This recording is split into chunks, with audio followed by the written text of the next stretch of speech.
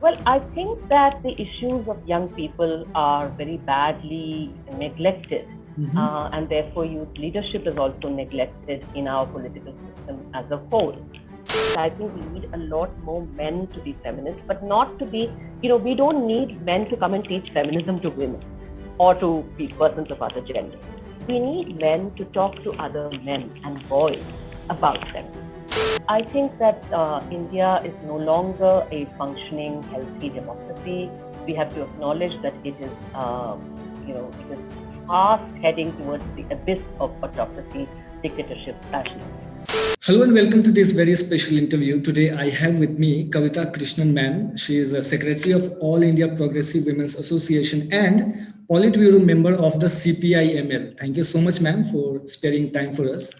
Let's begin the interview with the first question, and that is, what do you think about the ongoing farmers' protest? Why the government of India is not able to solve the problem? Or is it that the government of India does not want to solve the problem of farmers' issue? See, I think that any other government by this time, even if they had been in favor of the policies that underpin these laws, they would have had a rethinking, because no government wants to be on the wrong side of farmers. Okay, because India is a country of farmers, and if a large majority of farmers are against certain laws, you wouldn't force it on them. But this government, I think, is a government that does not operate by the ordinary rules of politics. And I think one of the reasons, I think there are two reasons for why they are refusing to back off on these laws. One is that these are laws they have promised and delivered to the likes of Adani and other big corporations presumably in return for funding through the electoral bonds. We don't know whether this funding exists or not, because the electoral bonds are a secret. Okay. But we do know that 95% of money that came through electoral bonds came to the BJP. Second reason is, I think, that they want to project Narendra Modi as a leader who is above politics, that he's some kind of sadhu, he is some kind of a god. And if you become a human politician who responds to political pressure, who responds to protests and demands from your people, then you become an ordinary democratic leader. And they don't want him to be like that. They want him to be a cult figure, not an ordinary democratic leader. But I think that India does need a democratic leader, and that protests are very much the heart and soul of a democracy. And any government that brands protests as conspiracy, that accuses protests of being a conspiracy or a sedition against the state, well, they are no longer a democratic regime. They're an autocratic regime. And that's what we are witnessing right now. Ma'am, you have spoken and written so much on marital rape, and we know that it's not a criminal offense in this country. I think in 2017 or 18, the judiciary also said that it might, if I'm not wrong, it might, and some others also suggest and argue that criminalizing marital rape in this country will, endanger the institution of marriage itself. Now, you are for the criminalization of marital rape. How would you say that this is not going to endanger the institution of marriage, and why do you think it should be a criminal offense in this country? See, I think, let me put it differently. It's not that I want to criminalize a particular form of rape. It's more that I object to the fact that rape, in your definition of rape, you are exceptionalizing marital rape. So I feel rape should be a crime, no matter who does it to whom. And if you say there is an exception for husbands who commit sexual crimes against wives, then you are essentially legitimizing rape in some way. And that is what our law does right now. So it is more about removing that exception that I'm talking about. The second thing is that about the institution of marriage kind of thing. See, any institution whose survival depends upon your condoning violence, I think that is not a suitable way for such an institution to function. I think we all admit that domestic violence happens inside marriages, and domestic violence often includes sexual violence. But the third thing is, I will say that I am open to discussion, by the way, about how women want marital rape to be addressed. So I'm willing to discuss it with women's groups and so on. whether it should be, domestic violence currently is not, it can be addressed as a crime under the dowry violence law, or it can be addressed as a civil offense under the domestic violence law. How you want sexual crimes inside marriage to be addressed should be something that women get to decide, that you have some control over, because not all women want to end the marriage and send the husband to jail. What they want is for the violence to stop. So I'm saying that I'm not, I'm not saying criminalizing everything is the answer. But my point is that if your law allows certain kinds of rape by definition to be non-criminal offenses, then your law becomes something that is sending a very wrong message. It is enabling the idea that rapes cannot, rapes between people who are married to each other or boyfriend and girlfriend or something do not really count as rape. And that is a very wrong message. Before we go and talk about issues like Priya Ramani case and how it is important verdict, I wanted to understand from you that you have been speaking and writing against death penalty for rapists. If I'm not wrong, you think that is not going to be a deterrent or it's not going to stop the crime. Can you please throw some light on that? Why you think there should not be a death penalty for rapists? And also, should death penalty not even be in the rarest of the rare crimes? So, see, death penalty, according to the way the Supreme Court has now narrowed its application, is supposed to be only for the rarest of the rare crimes. How you define rarest of the rare becomes the problem. Mm-hmm. Because, so I object to the death penalty from many points of view. But first, let's start with death penalty for sexual crimes. It's not just that it doesn't deter. Mm-hmm. It actually deters punishment. It actually deters justice to even have the death penalty on the books. I'll explain how. The first thing is that the death penalty actually allows the state to get off the hook. So the government is able to say, oh, we're all for the death penalty, hang the rapist. So then they don't have to answer to questions about, the whole anger against rape, which should be focused on not just the perpetrator, but on the enablers in the state who allow an atmosphere of victim blaming to prevail from the police to the judiciary, the ones who do not make a proper atmosphere for women available, who do not provide money for more courts, more judges, and a better justice system and support for mental health of survivors and so on. That government gets off the hook because you don't demand all those things. You keep demanding just death penalty for the rapist. And that's a very patriarchal response to rape because the government, it helps patriarchy and it helps the government. The second reason is, it's a red herring. Mm-hmm. But the second reason is also that, for instance, a very large number of crimes we know are committed by people whom the victim has trusted.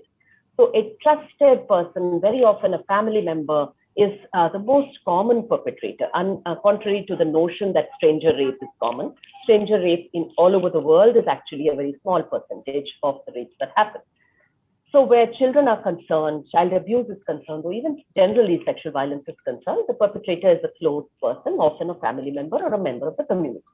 Now, in this case, if the complainant is anyway reluctant to name the perpetrator because she has a complicated relationship with them, there may also be formerly a love and respect for someone who is your close family member, your brother, your uncle, your father. And secondly, if you, on top of that, if you think that my complaint is going to kill this person, is going to send this person to the gallows, then that will deter the person from complaining, from stepping forward to complain. So in our experience as women's rights activists, we are very much against the death penalty. The third reason is, of course, that the majority of the world, or civilized countries all over the world, have given up the death penalty because they recognize that the death penalty is not only no deterrent, it is in itself a very barbaric, cruel. It has nothing to do with justice. Okay, it doesn't have it is not even a cousin of justice. It is not a brother or sister of justice. It is not a cousin of justice. It is not related to justice by blood. Okay, it is not related in any way to justice. And so that most countries in the world have given it up. We are in a small notorious club of countries, the United States, China, Saudi Arabia, India. So there's a small cabal of countries which continue to hold on to the death penalty, and mostly for political reasons. So I think that even from the perspective of human rights, we should give up the death penalty as a punishment completely. The fourth and last reason is that how do you define rarest of the rare? Wherever death penalty is used, in whichever country, look at the studies of this from the US, look at the studies that the National Law University Delhi has done from India, and you find that the death penalty is applied, it is never applied where the perpetrator is a powerful person. In fact, it is not applied when the person is quite powerful. Very often, even a conviction doesn't happen if the death penalty exists, because the judge knows that if I convict, then it may mean death sentence. So they will not convict. So it leads to no punishment at all. And a death penalty generally applies to the very poorest people who can't afford proper legal counsel, who get some clowns and buffoons and attention seekers for lawyers. And therefore, they are the ones, especially those from oppressed backgrounds, who get the death penalty, very often unjustly. Very often they are innocent of the crime, and the police has just extorted a confession and has forced, and then they are sentenced to death. So this is the case in many instances. Indian judges, retired judges have pointed this out. In the United States, it is a well-known situation there that innocent people have been sent to the gallows. And so I think that as citizens, we need to speak up against the death penalty, not demand it and not tell ourselves the fiction that it is a form of justice. Ma'am, recently in Priya Ramani case versus MJ Akbar, she has been acquitted of defamation case against MJ Akbar. How do you see this whole landmark judgment in the context of Me Too movement and victory for the women's rights in this country? Well, see, I think that MJ Akbar set out to silence a Me Too testimony of Priya Ramani and 17 other women like her. And in the process, it boomeranged on him, and it delivered a judgment that is a vindication of the Me Too movement. It is not a victory so much in the sense that, of course, Me Too should mean that women's testimonies everywhere are respected, and they lead to some kind of acknowledgement of the crime and some kind of justice. That in most cases of Me Too in India have not happened, right? But I think that in Priya Ramani's case, you did get this measure. I think she got what she was looking for, which is that she was falsely accused, which she was not looking for. But the court, in setting aside the defamation charge, upheld that Mr. Akbar's reputation was not a stellar reputation.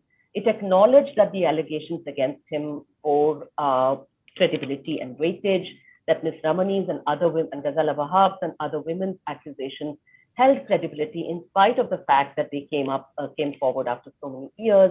It laid down the reasons why women may come forward after so many years, why women may come forward in social media, because they are using social media or media to tell their stories in self-defense, because the other institutions which should be offering them justice just did not exist and still do not exist for many. So I think that judgment, in a sense, did what the Me Too survivors were looking for.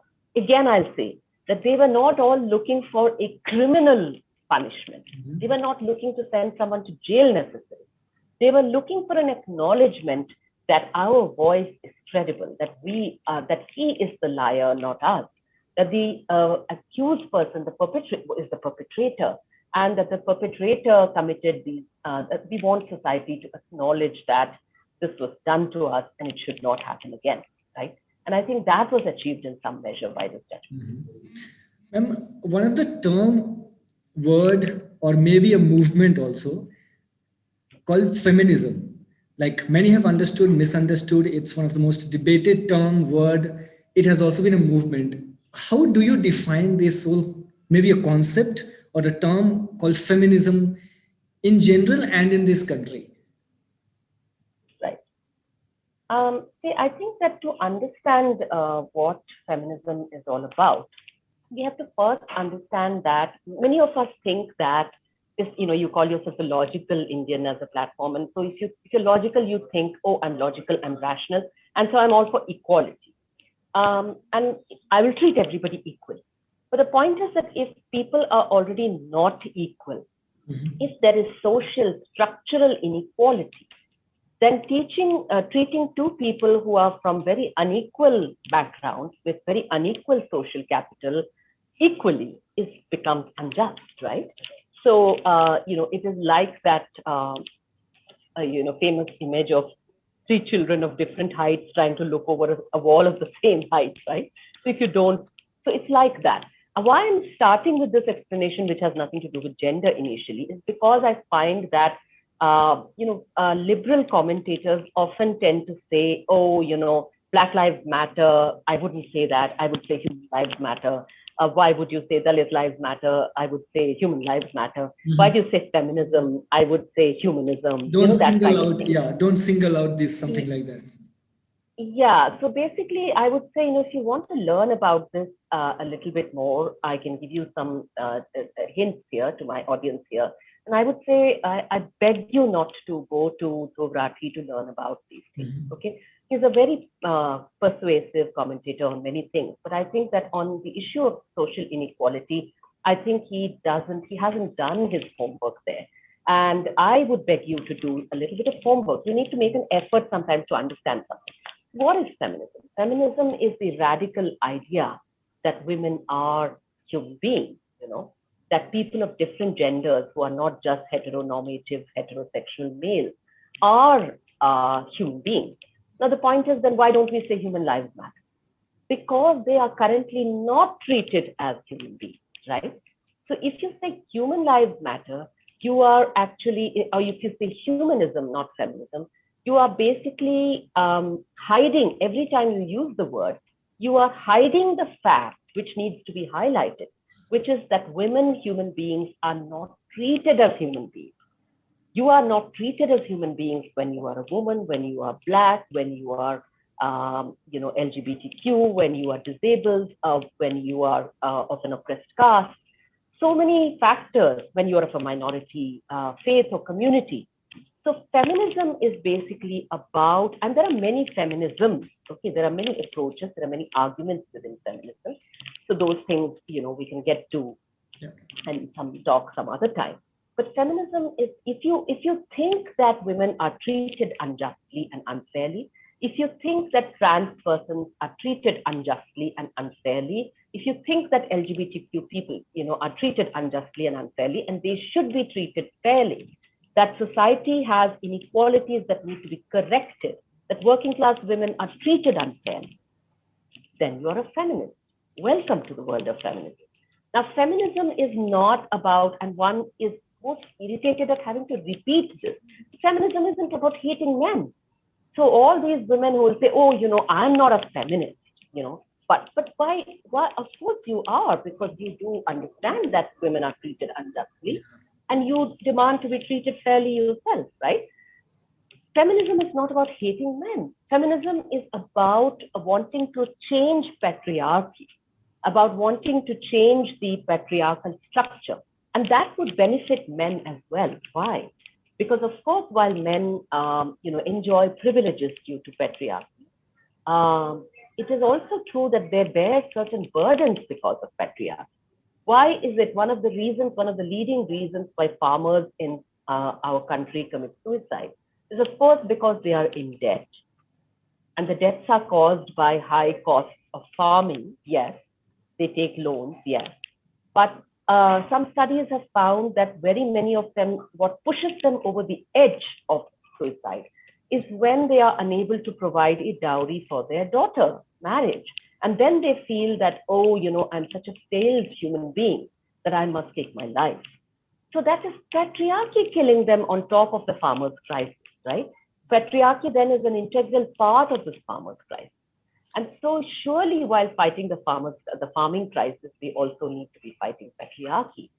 So I would say that, this very burden of, honor and so on, which becomes very violent towards women, is also violent towards men who are forced to bear those burdens, and men who are forced not to show their the simple thing, you're not supposed to cry and so on. So acknowledging your privilege and changing the way you interact with, people in your life who are not heterosexual men, that is important for men. And I would say that my last word on this is that I think we need a lot more men to be feminists, but not to be, we don't need men to come and teach feminism to women or to persons of other genders. We need men to talk to other men and boys about feminism. So that is something all men can do and all men should do. So when I say, when we say, oh, not all men and all of that, let's say all men. All men should talk about feminism to other boys and to men. Ma'am, there is a women's reservation bill in the parliament that has been passed in, I think, the upper house, but has not been passed in the Lok Sabha, which gives, I think, 33% reservation or reserved seats to the women. Do you think that is enough? Right. How important is that to ensure equal representation of men, women, everyone in the parliament of this country and in the political landscape? See, I think that, in fact, we need a whole lot of political reforms in order to have better representation. Reservation for women is one of those things. I'll explain how. By the way, the passing in the upper house doesn't count now because that has lapsed now. So now if it has to get passed, it would again have to get passed in both houses. And I think that basically the fact that, representation is important. It doesn't mean, you don't have to prove that women who enter parliament through reservation must act better than men. They may not. They may be as good or as bad as other representatives from their respective parties. Okay. I'm not arguing that women will be better than men at anything. But the point is that as a parliament, as an institution, or as an assembly, as an institution, or any institution, if it doesn't have, equitable representation from all sections of society, then that institution is flawed, it is weaker, it is far less democratic, and it is a bad thing, right, to not have that. So in that sense, we do need a reservation to be the answer. But I would say that there are other things also. For instance, people say, why don't just parties give enough seats? But the point is, even if parties did, I belong to a political party myself, as you said. If we were to give seats, the point is that those seats, that women would get to contest would then tend to be losing seats, because those, men, the winning candidates insert seats where we think that we can win are candidates who have been working for ages to, cultivate their position, and they tend to be men. They tend to be men from, communities which are likely to win the election, for our party in there. My point is, suppose you replace the system. Yeah, sorry. If you replace, I'll just finish my sentence. If you just replace first past the post system with proportional representation, then parties can get to say, okay, we got this percentage of the vote share, so we are entitled to this many seats. And within those seats, 50% will be women and 50% will be men, or whatever. So we could do that. Yeah. So, ma'am, I was saying that you said there are some men or the males who have been working for years, and because of party politics and the compulsions, you can't give seats and something like that. But then again, there has to be some action. I mean, it just can't be said like this. Like for the change. I know it's a risk, and that is also constructive to society only. You do not give them opportunity from. Absolutely. So, you're absolutely right. You're absolutely right. I totally agree with you there. I'm just saying that a greater push for that would come with proportional representation, because then we could tell parties that this is not about who is going to win that seat. This is not about the balance of forces on that seat. कि अच्छा यही जीत सकते हैं, दूसरा जीत नहीं सकता, ये बंदी जीत नहीं पाएगी. You have won based on your vote share as a party, and then you have so many seats. So you have to be equitable, distribute them equally. You would have to say that. And do we have space for youngsters and youths into politics, both men, women, and people from all gender? Because we know India is like the majority of our population is youths and youngsters. But then again, in parliament, we have some other majority. Not that I'm against someone or for something, but do you think there's a space for, youngsters and youths in the politics of this country, irrespective of any political party? Well, I think that the issues of young people are very badly neglected And therefore youth leadership is also neglected in our political system as a whole. And you have a very cynical leadership, which is mostly, of a certain, and I'm not against senior citizens being politicians necessarily. So the point is that if you're going to hang on to it and hold on to it till, without leaving space for others to develop, then you are stifling the situation, and you are deliberately deflecting attention away from education, employment, things that young people are passionate about, like justice, like equality, because young people tend to be more active and sympathetic to these issues, environment. You're seeing all these young people speaking.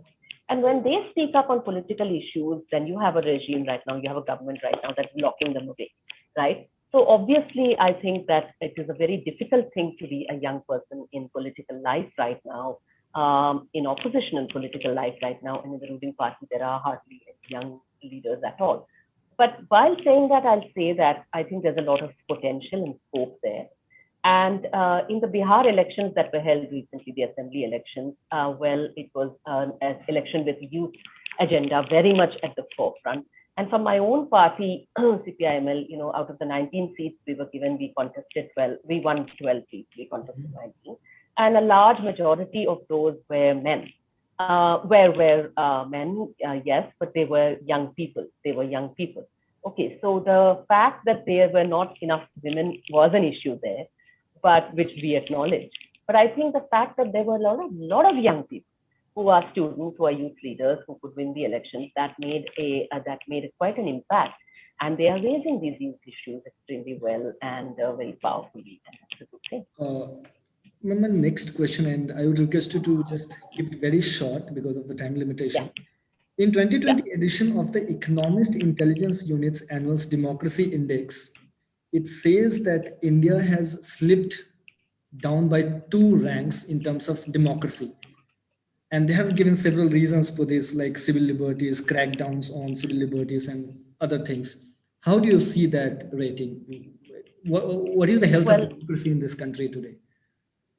I think that India is no longer a functioning, healthy democracy. We have to acknowledge that it is, it is fast heading towards the abyss of autocracy, dictatorship, fascism.